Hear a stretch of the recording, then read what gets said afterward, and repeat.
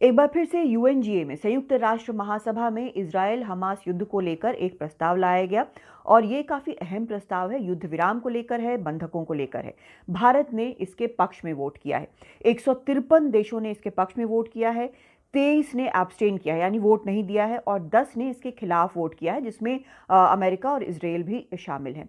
अब भारत ने क्योंकि इसके पक्ष में वोट दिया है तो अब इसको लेकर चर्चा हो रही है। चर्चा इसलिए हो रही है क्योंकि पिछली बार अक्टूबर में जब इस तरह का एक प्रस्ताव आया था तो भारत ने एब्सटेन किया था, वोट नहीं दिया था। तब सवाल उठे थे कि क्या भारत अपनी जो पॉलिसी है टू स्टेट सॉल्यूशन या फिलिस्तीन के प्रति जो उसकी पॉलिसी है, क्या वो भारत चेंज कर रहा है।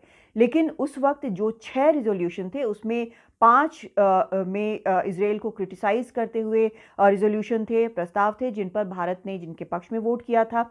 एक पर जिसमें युद्ध विराम और हॉस्टेजेस की बात थी उस पर वोट नहीं किया था, और उस वक्त विदेश मंत्रालय से जब पूछा गया तो उन्होंने ये कहा कि उसमें बहुत साफ तौर पर 7 अक्टूबर के हमले की, आतंकी हमले की जो कि इजराइल पर हुआ, उसकी निंदा नहीं की गई थी, और भारत दिखाना चाहता है कि जीरो टॉलरेंस है टेरर के लिए।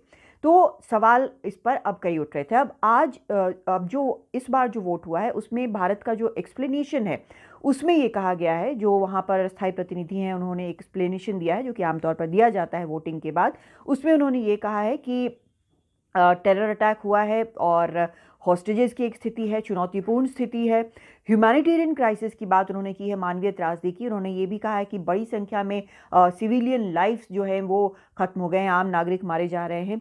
इंटरनेशनल ह्यूमैनिटेरियन लॉ वो भी पालन करना जरूरी है। अब इसको लेकर इजराइल पर सवाल उठे हैं कि युद्ध में वो इसका पालन नहीं कर रहा है, हालांकि उसने इस आरोप को खारिज किया है।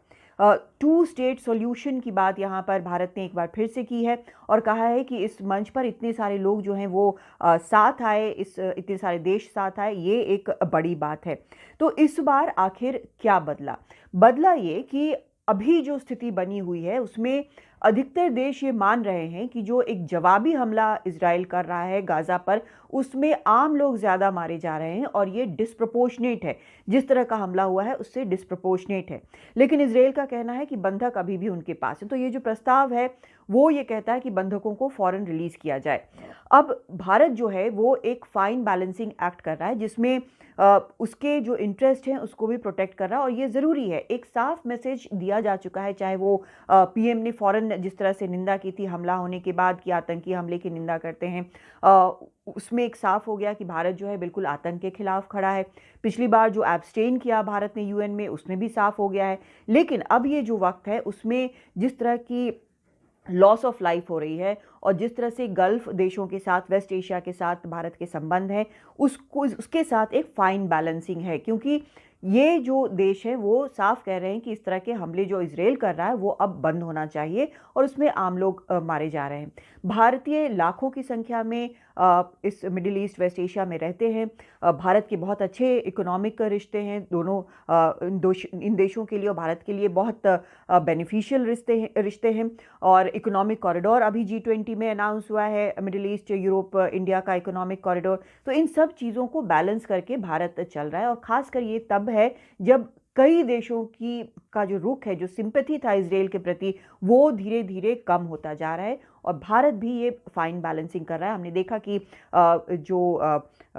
पहले के बयान के बाद, उसके बाद पीएम जो हैं वो लगातार जो वेस्ट एशिया के देश हैं, कतर हो, यूएई हो, इनके नेताओं से लगातार बात कर रहे हैं। भारत सिविलियन के लिए ह्यूमैनिटेरियन एड गाजा में भेज रहा है। तो एक फाइन बैलेंसिंग करने की कोशिश यहाँ पर भारत इस स्थिति में अब करने की कोशिश कर रहा है, और यही यूएन के वोट में भी अब रिफ्लेक्ट कर रहा है। दिल्ली से कादम्बिनी शर्मा, एनडीटीवी इंडिया।